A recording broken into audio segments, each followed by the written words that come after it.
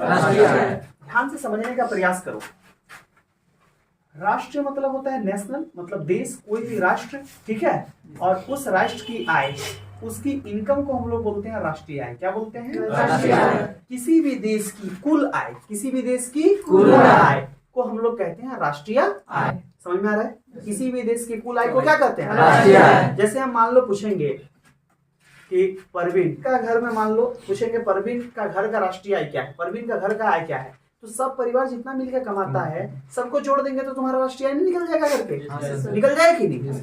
वैसे ही यदि पूछेंगे मेरा घर का राष्ट्रीय आय क्या है, तो हम लोग का घर में जितना आदमी सबको मिला के जोड़ देंगे कितना कमाता है तो राष्ट्रीय आय निकल जाएगा। उसी तरह पूछेंगे कि बताओ धनबाद जिले का राष्ट्रीय आय क्या है, धनबाद जिले का इनकम क्या है, तो धनबाद जिले का पूरा जोड़ देंगे तो राष्ट्रीय आय निकल जाएगा धनबाद का, है ना। राष्ट्र मतलब देश होता है। राष्ट्र मतलब क्या होता है? देश। तो देश के आय के बारे में ये बात कर रहा है। पहला बात तो हमें माइंड में ये समझना चाहिए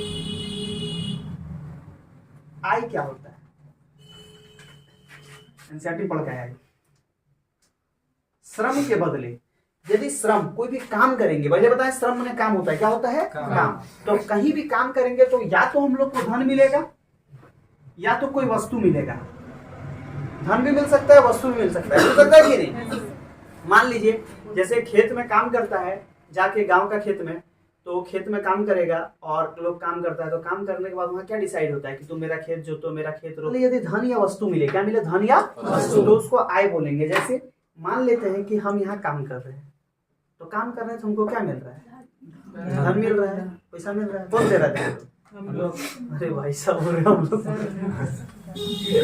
तो इसको हम लोग बोलेंगे आय। क्या बोलेंगे? आय। तो श्रम के बदले धन या वस्तु मिले तो उसे क्या कहते हैं? आय। फिर से बोलो, श्रम के बदले धन या वस्तु तो आय। यदि हम लोग कहीं काम करेंगे तो हम लोग के पास पैसा मिलेगा कि नहीं, या कोई सामान मिलेगा कि नहीं, तो उसी को आय बोलेंगे। क्या बोलेंगे? आय। तो ध्यान समझना। लेकिन यहीं पे लोग क्या करता है कि श्रम के बदले धन मिले तो उसे आय कहते हैं। गलत। वस्तु भी मिले तो वो भी आय है। क्लियर है कि नहीं? यदि ध्यान से समझना, श्रम के बदले केवल धन मिले तो इसको हम लोग बोलते हैं मौद्रिक आय। क्या बोलते हैं? मतलब पैसा मिल रहा है ना। मॉनेटरी पॉलिसी, मॉनेटरी इनकम, है ना, मॉनेटरी इनकम, ठीक है। कि पैसा आया, काम किया, उसके बदले क्या आया? पैसा आया, तो उसको बोलेंगे मौद्रिक आय। तो हमारा यहाँ जो इनकम हो रहा है वो कैसा आया है? मौद्रिक आय, ठीक है। तुम यदि कहीं पे कुछ काम कर दो, तो मान लो किसी को कोई बोलेगा कि चलो हमको थोड़ा सा डॉक्टर घर ले चलो, ले गया, क्लियर है कि नहीं, तो दुकान में बैठा सिंघाड़ा रसगुल्ला खिलाया, तो वो भी इकोनॉमिक्स के अनुसार एक आय है, जो दूसरा पैसा खर्चा हुआ है। तो कैसा आय है? वस्तु दिया हो तुमको, सिंघाड़ा खिलाया, तो तुम वहां लेके गया तब ना सिंघाड़ा मिला, नहीं तो मिलता। तो ये एक तरह का क्या है? आय है। तो यदि श्रम के बदले धन या वस्तु मिले तो उसे आय कहते हैं। यदि श्रम के बदले केवल धन मिले तो उसे क्या बोलते हैं? मौद्रिक आय।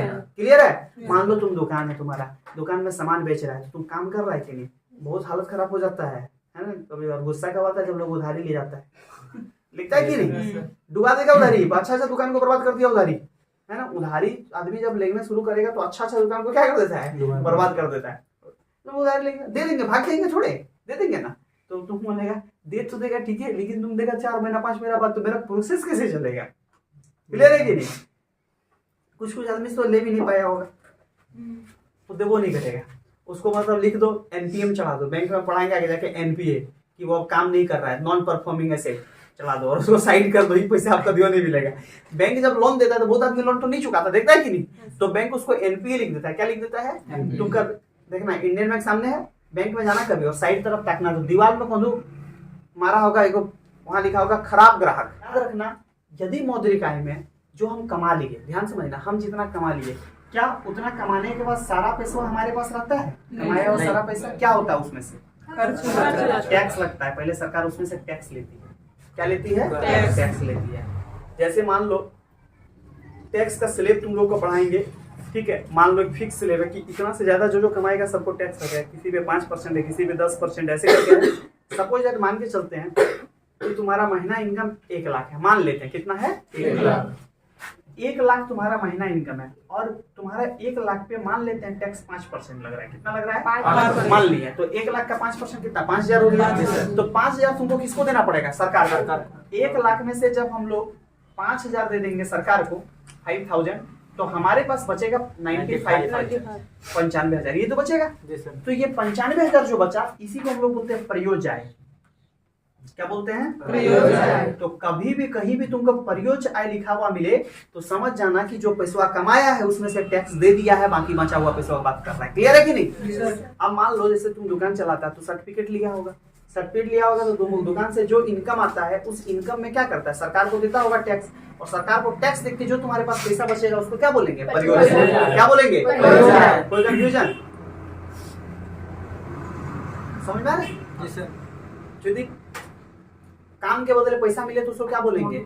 मौद्रिक आय। मौद्रिक आय में टैक्स दे दिए तो क्या बोलेंगे? प्रयोज्य। अब लोगों से कर्जा भी तो लिए होंगे, मान लो दूध वाला से दूध खरीदे होंगे, चाहे सामान खरीदे होंगे, दुकान से राशन खाए होंगे, तो महीना पैसा मिलने के बाद उसको भी देंगे कि नहीं देंगे? तो जो पैसा पा रहा है यदि उसको पैसा दे देंगे, इस प्रयोज्य आय में से जो पैसा पा रहा है उसको पैसा दे दिए, मैंने देनदार, किसको दे दिया? देनदार या कर्जदार को पैसा दे दिए, तो इसके बाद जो पैसा हमारे पास बचेगा, अरे इसके पास भी तो कुछ बचेगा ना, समझ आ रही नहीं? इसके बदले यदि हम लोग श्रम के बदले यदि हम लोग को वस्तु या धन मिले तो उसको हम लोग बोलेंगे आय। क्या बोलेंगे? आय। यदि श्रम के बदले केवल धन मिले तो उसको बोलेंगे मौद्रिक आय। क्या बोलेंगे? मौद्रिक आय।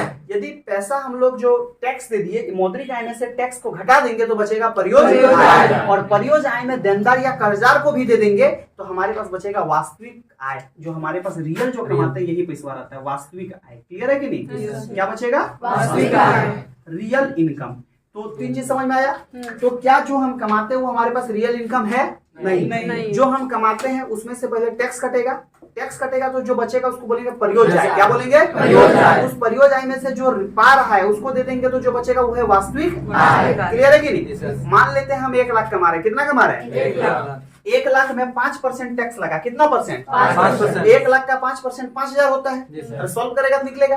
तो 5,000 यदि घटा देंगे 1 लाख में तो 95,000 बचेगा, इसको बोलेंगे प्रयोज्य आय। क्या बोलेंगे? प्रयोज्य। अब मान लो हम तुम्हारा दुकान में जाके राशन खाए हैं, महीना में 10,000 का राशन खा गए, ठीक है। मान लो हमको कहीं पे किस्ती देना है गाड़ी का, मान लो हमको रेंट देना है, सब सामान का तो पैसा देना पड़ेगा महीना में, सब देने के बाद जो बचेगा उसी को हम लोग बोलेंगे वास्तविक आय। कोई कंफ्यूजन नहीं आता है? क्या सारा चीज क्लियर हुआ? देखो फिर से समझो एक बार। हमने कहा कि यदि आप काम कीजिएगा तो आपको पैसा या धन मिलेगा, उसको बोलेंगे आय। आय पैसा के रूप में भी हो सकता है या धन के रूप में भी हो सकता है। बैंगन बाड़ी में काम करते हैं तो बैंगन जो निकलता है वो क्या है? आय तो है, उसके थ्रू हम लोग को पैसा मिल जाता है। क्लियर है कि नहीं? कोई कंफ्यूजन?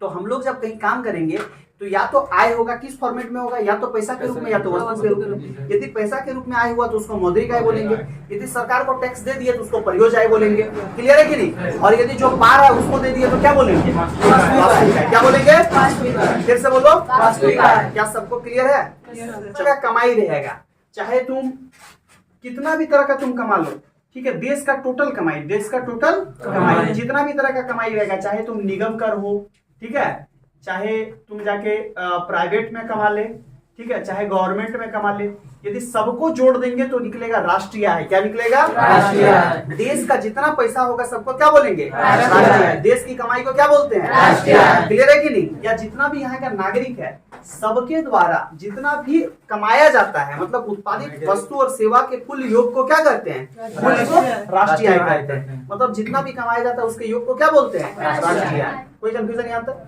ध्यान से समझना, हम कोई भी पैसा कमाते हैं तो सरकार को हमको टैक्स देना ही होता है। क्लियर है कि नहीं? यदि हम टैक्स नहीं दे रहे हैं, ध्यान समझना, यदि सरकार को हम टैक्स नहीं दे रहे हैं, टैक्स क्या कर रहे हैं? नहीं। हम सरकार को टैक्स नहीं देंगे, सरकार को टैक्स नहीं देंगे तो इसको बोलेंगे ब्लैक मनी। क्या बोलेंगे? Black money. ध्यान समझना, यदि सरकार को हम लोग टैक्स नहीं देते तो इसको क्या बोलते हैं? ब्लैक मनी, काला धन। तो काला धन ऐसा नहीं समझना कि काला धन चोरी चपाटी करके कमाया है, काला धन भी अच्छा से कमाया कर रखा जा सकता है, लेकिन उसके लिए टैक्स नहीं दिया जाता है। यदि कोई इंसान, मान लीजिए कोई बहुत बड़ा बिजनेसमैन है और वो टैक्स सरकार को नहीं दिया अपने पैसे पे, तो उसका धन कैसा है? काला, ब्लैक मनी है। क्लियर है कि नहीं? क्योंकि सरकार को उसने क्या नहीं दिया? टैक्स। यदि टैक्स हम लोग सरकार को दे देंगे, सरकार को टैक्स क्या करते हैं? दे देते हैं, तो उसको बोलते हैं व्हाइट मनी। क्या बोलते हैं? व्हाइट मनी, जो हम लोग यूज करते हैं, सफेद धन। क्लियर है कि नहीं? इसके अलावा एक और होता है कि यदि, ध्यान समझना, क्राइम करके कमाए हैं। कैसा कमाए हैं? क्राइम। मान लो साइबर क्राइम से कमाए, ठीक है, कोयला माफिया बन के कमाए, मान लो बालू माफिया बन के बनाए, मान लो घाट माफिया बन के कमाए, सड़क माफिया बन के कमाए। यदि माफिया बन के कमाए और उस पर टैक्स भी नहीं दिए हैं गंदे तरीके से कमाए हैं, क्राइम करके कमाए हैं, तो उस पैसे को बोलते हैं डर्टी मनी। क्या बोलते हैं? Dirty money. Dirty money. Dirty money मतलब गंदा गंदा धन। क्लियर है कि नहीं? तो आज तक तुम्हारे एक भ्रम तो टूट गया होगा, तुमको लगता होगा गंदा धन तो कोई काला धन बोलते हैं, लेकिन अब तो क्लियर हो गया होगा कि यदि हम लोग टैक्स नहीं दे रहे तो कैसा धन है? काला धन। क्राइम करके कमाए तो कैसा धन है? डर्टी मनी, गंदा धन। क्लियर है कि नहीं? और यदि हम लोग टैक्स देते थे तो कैसा? White money. क्लियर है कि नहीं? तो हम लोग जो शर्ट टी शर्ट खरीदे ये कैसा धन से खरीदे हैं? व्हाइट मनी, टैक्स दे के खरीदे हैं। क्लियर है कि नहीं? यदि कोई क्रिमिनल है और बहुत ज्यादा पैसा तो कैसा मनी है? Dirty money. क्लियर है कि क्या पढ़ा है अभी तक कि यदि हम लोग काम के बदले पैसा लेंगे या वस्तु लेंगे तो उसको आय बोलेंगे, यदि पैसा में धन लेंगे काम के बदले तो उसको क्या बोलेंगे? मौद्रिक आय। मौद्रिक आय में सीधे टैक्स को घटा देंगे तो परियोज आय। परियोज आय में सीधे देनदार जो कर्जदार है सबको दे देंगे तो बचेगा तो राष्ट्रीय आय। राष्ट्रीय आय क्या बोलते हैं? सारे तरह के आय को जोड़ देते हैं। अभी एक चीज लिखा है, हम बहुत अच्छा चीज लिखा है यहाँ पे कि देखो ये क्यों लिखा है, ध्यान से समझना। ये रट्टा मारना जैसे लिखाए हैं कि राष्ट्रीय आय को निम्नलिखित शामिल करते हैं। शामिल तो भी गलत लिखिए, ताली से होगा। निजी, निगम, सार्वजनिक निवेश। इसका मतलब तुम्हारे क्वेश्चन में ऐसे दे सकता है कि निम्नलिखित में से किसे राष्ट्रीय आय में शामिल नहीं किया जा सकता, तो ये चार को शामिल करते हैं, इसके अलावा जो भी रहेगा शामिल। या क्वेश्चन ऐसे देगा इनमें से किसे राष्ट्रीय आय में शामिल करते हैं, तो ये चारों में से एक को देगा। क्लियर है कि नहीं? तो ये चारों याद रखना, चारों आय को राष्ट्रीय आय में शामिल करते हैं। क्लियर है बात? अब ध्यान से समझना, हम लोग को राष्ट्रीय आय के मापते कैसे हैं, मापन की विधि क्या है, तो ध्यान से समझना। सबसे पहले एक है आय विधि। क्या है? आय विधि। कि राष्ट्रीय आय को हम लोग चीज को उत्पादन करेंगे तो भूमि चाहिए। अरे हाँ या नहीं? हाँ सर। पूंजी चाहिए, उद्यमी चाहिए और श्रम चाहिए। चाहिए कि नहीं चाहिए? भूमि को लिए हम लोग क्या देते हैं? किराया। पूंजी के लिए क्या देते हैं? ब्याज। उद्यमी के लिए क्या होता है? उद्यमी के लिए क्या होता है? लाभ। और श्रम के लिए क्या होता है? श्रमिक को देते हैं, मतलब मजदूरी देते हैं। ठीक है, क्या देते हैं? मजदूरी। यदि ये सबको जोड़ देंगे और जो आएगा टोटल, इसी को हम लोग बोलेंगे राष्ट्रीय आय। क्या बोलेंगे? राष्ट्रीय आय। ये है आय विधि। क्या है? आय विधि। आसान है कि नहीं? आय विधि में क्या करते हैं कि भूमि, पूंजी, श्रम, उद्यमी, इस सब के लिए जितना भी पैसा लगेगा सबको जोड़ देंगे तो क्या बोलेंगे? आय विधि। अब बताओ, ये पहले क्लास से समझा रहे हैं कि क्या क्या आय विधि के लिए क्या क्या जरूरी है। कहीं भी फैक्ट्री लगाने, कोई काम करने के लिए भूमि, पूंजी, उद्यमी, श्रम जरूरी है। भूमि के लिए किराया लगता है, पूंजी के लिए ब्याज देना पड़ेगा, उद्यमी को अपना लाभ लेगा, श्रमिक अपना मजदूरी लेगा, और सबको जोड़ेंगे तो टोटल करेंगे तो क्या निकलेगा? राष्ट्रीय आय। क्या निकलेगा? राष्ट्रीय आय। क्या समझ में आ रहा है? तो राष्ट्रीय आय क्या निकल जाइए? राष्ट्रीय आय। तो आय विधि से राष्ट्रीय आय निकालने का तरीका समझ में आया?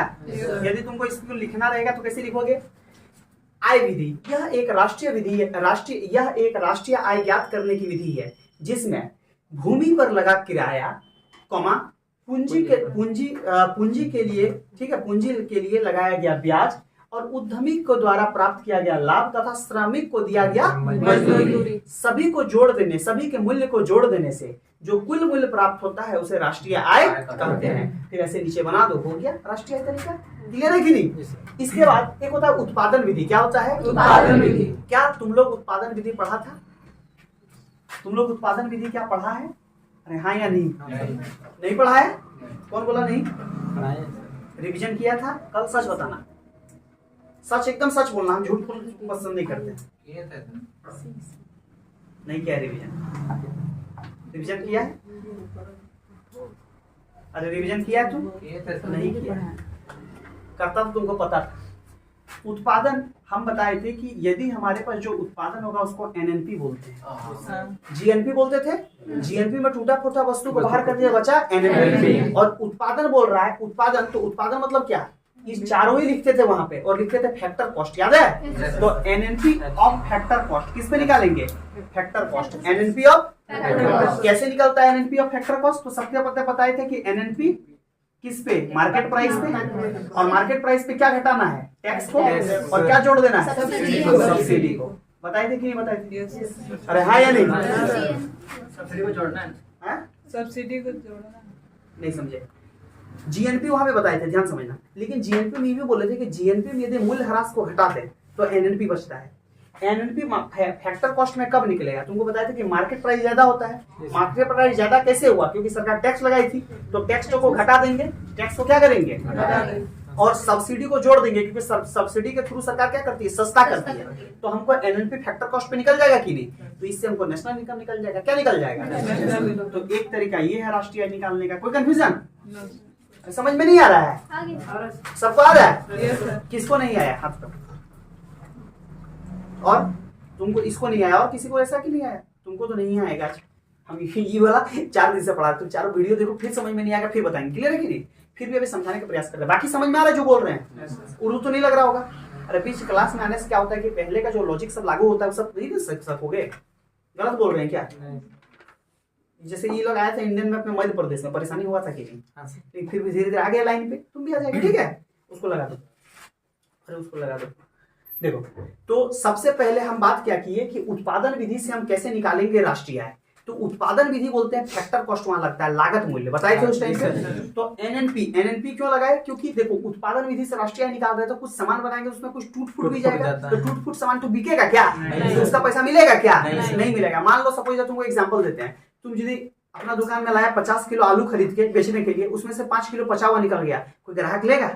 छाट के छोड़ देता है कि नहीं? तो क्या वो मूल्य ह्रास हुआ कि नहीं हुआ? क्या वो बिका? नहीं। तो हम लोग फैक्टर कॉस्ट पे निकालते हैं। किसमें निकालते हैं? Factor cost. तो फैक्टर कॉस्ट में मार्केट प्राइस लेंगे, क्योंकि मार्केट प्राइस जितना है उसमें, और वो मार्केट प्राइस कैसे बना? क्योंकि सरकार उस पर टैक्स लगाई होगी, तो टैक्स को हटा दिया और सब्सिडी को जोड़ दिया। तो ये एक तरीका होता है राष्ट्रीय आय निकालने का। तो 2 तरीका समझ में आया?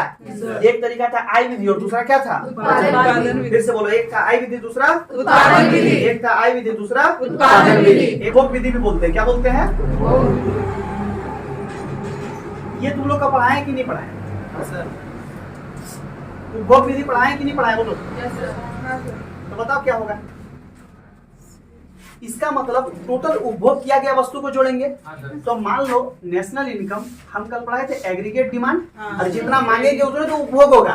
मान लो हम उपभोग क्या करेंगे, यदि हम दुकान जाके बोलेंगे 1 किलो चावल दो, तो 1 किलो चावल का ही तो उपभोग करेंगे। हम जो तुमको बोलेंगे 100 रुपया दो, तो 100 रुपया का ही तो उपभोग करेंगे। तो क्या डिमांड को ही उपभोग नहीं बोल सकते हैं? तो उपभोग विधि कैसे निकलेगा? नेशनल इनकम इक्वल टू सी, बताए थे, कंजप्शन, उपभोग किया गया वस्तु, आई इन्वेस्ट जी।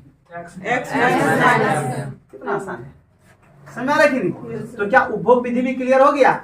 अरे हाँ या नहीं? क्या तुम लोग को मूल्यवर्धन विधि पढ़ा चुके हैं? नहीं पढ़ा है? देखो, मान लीजिए हम बताए थे कि कोई किसान है और ये उगा रहा है गेहूं। क्या उगा रहा है? गेहूं उगा रहा है, और ये गेहूं को बेचेगा 5 रुपया में। कितना बेच रहा है? 5 रुपया। इस 5 रुपया से कोई आदमी खरीद के ले जा रहा है, इसको बना रहा है आटा। क्या बना रहा है? आटा का दाम मान लेते हैं, आटा बनाया। क्या बनाया? आटा। और आटा का, ये आटा को बेचेगा 10 रुपया में। कितना बेचेगा? 10 रुपया। और ये आटा वाला खरीद के ये बिस्कुट कंपनी को दे दिया, और जो बिस्कुट बनाएगा ये बेचेगा 200 में। कितना बेचेगा? 200। बताइए कि नहीं बताइए? अब ध्यान समझिए, ये 5 रुपया तो पहला तो 5 जुड़ेगा ही जुड़ेगा, ठीक है। उसके बाद 5 से 10 गया, तो फिर कितना बढ़ा है? 5। तो और 5 जुड़ गया, और जो यहाँ बढ़ा, और यहाँ पे फिर कितना बढ़ा? 190। तो जोड़ दिए 190, तो कितना हो गया? 200। लास्ट में कुल मूल्य जोड़ दीजिए। हाँ, तो इसको हम लोग बोलते हैं सकल मूल्यवर्धन विधि। ये टोटल जोड़ देना, जितना भी दाम बढ़ते गया उसको क्या करना है? हम बता क्या रहे थे? राष्ट्रीय आय। राष्ट्रीय आय है क्या? देश की कुल आय को बोलते हैं राष्ट्रीय आय। क्लियर है कि नहीं? राष्ट्रीय आय के मापन की कितनी विधियां? 4। सबसे पहला था आय विधि। ध्यान समझो, आय विधि में क्या किए कि भूमि, हम लोग अच्छा कहीं भी फैक्ट्री लगाएंगे, कोई काम करेंगे, तो जमीन चाहिए कि नहीं? तो जमीन के लिए किराया मिलता है। क्या मिलता है? किराया। पूंजी लगाना होगा कि नहीं? पूंजी के लिए क्या देना होगा? ब्याज। उद्यमी को क्या चाहिए? लाभ। और श्रमिक को क्या चाहिए? मजदूरी। यदि सबको जोड़ देंगे तो सारा पैसा निकल जाएगा। तो इसी को बोलेंगे राष्ट्रीय आय। ये कौन सा विधि से निकला? आय विधि। अच्छा, उत्पादन विधि क्या है? उत्पादन विधि मतलब हम लोग कितना उत्पादन किए हैं। तो उत्पादन हमेशा होगा फैक्टर कॉस्ट पे। बताए थे किसपे होता है? Factor cost. तो एनएनपी फैक्टर कॉस्ट बराबर NNP market price. Market price तुमको बताया था बाजार मूल्य कब बनता है? जब फैक्टर कॉस्ट में टैक्स जोड़ते हैं। तो यहाँ मार्केट प्राइस में क्या घटाएंगे कि बाजार मूल्य बनेगा? अभी फैक्टर कॉस्ट बनेगा, टैक्स को घटाएंगे, समझ आ रहा है? और इसमें क्या जोड़ेंगे? सब्सिडी। क्लियर है? इसके बाद हम आगे बात किए थे बचत विधि। बचत विधि कल चर्चा की है केंद्र का रोजगार सिद्धांत में। ये क्या बोला था कि जितना मांग होगा उतना ही अरे जितना मांग होगा उतना ही तो खर्चा होगा, तो उतना ही तो पैसा आएगा, तो उतना ही तो जीडीपी होगा, उतना ही तो रोजगार होगा। तो इसी को नेशनल इनकम लिख दिए। क्या था? सी मैंने कितना उपभोग किया, आई मैंने इन्वेस्ट कितना निवेश किया, जी मतलब कितना सरकारी खर्चा हुआ, एक्स मतलब कितना निर्यात, और एम को हटा देंगे कितना आया होगा, इसको हटा देंगे। क्लियर है कि नहीं? अभी थोड़ा देर पहले हम तुमको लिखा है कि राष्ट्रीय आय में शामिल किया जाता है। देखो ना पढ़ के क्या क्या लिखा है। निजी निगम निजी लिखा है, निजी लिखा है। क्या इन्वेस्टमेंट में निजी आएगा कि नहीं? आगे बोलो। निगम, तो निगम क्या होगा? निगम गवर्नमेंट में आगे बताओ, गवर्नमेंट में आगे बताओ, यही वाला फॉर्मूला लिखा है। थोड़ा सा नहीं लिखा देते एग्जाम में क्वेश्चन छोड़ जाता। अच्छा, सकल मूल्यवर्धन विधि क्या है? तो इसमें क्या होता है कि मान लो हमको एक सामान लेंगे, जैसे हम तुमको एक बात बताते हैं। मान लो एक चीज है कि तुम मान लो कहीं गया और जाके तुम जैसे महली को जानते हैं, वो गया कहीं बांस खरीदा। कितना खरीदा? वो 20 रुपया में एगो बांस खरीदा। क्लियर है कि नहीं? तो उसको पैसा कितना लगा? 20 रुपया। वो 20 रुपया का बांस से बुन बुन के टोकरी बना दिया। क्या बना दिया? और टोकरी का दाम हो गया 50 रुपया। कितना हो गया? 50 रुपया। तो वो कितना का मूल्य बढ़ा दिया? 30 रुपया का। कितना बढ़ा दिया? 30 रुपया। समझ आ रहा है कि नहीं? बांस का पहले मूल्य कितना था? 20, और ये फिर कितना बढ़ा दिया? 30। क्लियर है कि नहीं? और फिर उस टोकरी को बाजार ले जाता है कोई मतलब व्यापारी उठा के, वो व्यापारी उसको पैकिंग वुकिंग करके अच्छा से बेचेगा, उसको बेचता है उस 70 में, तो व्यापारी उसमें कितना बढ़ा दिया? बढ़ाया कि नहीं? तो पहले बांस का दाम कितना था? 20। ये महली कितना बना दिया? 30 20 50, और वो व्यापारी कितना कर दिया? 20 50 20 70। तो इसका मतलब बोल सकते हैं कि मूल्यवर्धन 70 का हुआ है। तो इसको 4 विधि है। चारों विधि समझ में आया? अरे किसी को कोई डाउट है? अब समझ में आया चारों विधि? एनआई मतलब राष्ट्रीय आय, नेशनल इनकम। क्लियर है कि नहीं? NI इक्वल टू आर से रेंट किराया, ब्याज से आई से इंटरेस्ट ब्याज, लाभ से पी, प्रॉफिट मजदूरी का क्या होगा? वेजेस। ऐसे नीचे लिख लो। तो मांग बोलते हैं, क्या बोलते हैं? मांग। अब ध्यान से समझना, मांग का नियम। आज हम लोग लास्ट टॉपिक क्या देख रहे हैं? मांग का नियम। फिर हमारा ये चैप्टर क्या होगा? मांग का नियम। कोई भी चीज को हम लोग जाके यदि कोई भी सामान का मांग का नियम क्या है, यदि किसी वस्तु का दाम घटेगा तो दाम घट गया तो वस्तु का मांग ज्यादा होगा कि नहीं? नहीं समझ बात को? मुर्गा का दाम घट गया तो खरीद के पूरा खाएगा कि नहीं? बशर्ते उसमें बीमारी नहीं होना चाहिए। क्लियर है कि नहीं? तो मांग का नियम बताता है कि यदि किसी वस्तु का, ठीक है, किसी वस्तु का मूल्य दाम घट गया, दाम क्या हो गया? तो इसका मतलब है कि उसका क्या होगा? मांग क्या होगा? बढ़ जाएगा। क्लियर है कि नहीं? और किसी वस्तु का मूल्य बढ़ गया तो मांग क्या होगा? घटेगा। अब ध्यान समझना, यदि सोना बोलते 10,000 रुपया भरी है, सब खरीदना चल जाएगा कि है? और लेकिन यही बोलते सोना 1.5 लाख भरी हो गया तो जो खरीद रहा है वो छोड़ दो, बाद में लेंगे। क्लियर है कि नहीं? तो मांग, लॉजिकली बात क्या है कि यदि किसी वस्तु का मूल्य घट रहा है तो मांग बढ़ेगा, और किसी वस्तु का मूल्य बढ़ेगा तो मांग घटेगा। ठीक है, ये है मांग का नियम। लेकिन क्या मांग का नियम हर जगह लागू होगा? कुछ जगह लागू नहीं होगा। जैसे मान लो घटिया वस्तु में लागू नहीं होगा। घटिया वस्तु, तो घटिया वस्तु में लागू नहीं होगा। जैसे मान लेते हैं कि मुर्गी में कोनो रोग आ गया और उसका मांग दाम घट गया, तुम खरीद के खाएगा? नहीं। घटिया वस्तु में। दूसरा चीज फंक्शन में लागू नहीं होगा, जैसे शादी, भोज, ठीक है, और भी जो भी है पार्टी वगैरह है ना, उसमें लागू नहीं होगा। क्यों नहीं लागू होगा? क्योंकि शादी में भले दाम घटे या बढ़े, खर्चा तो होगा ही। सोना तुमको खरीदना ही है शादी में। क्लियर है कि नहीं?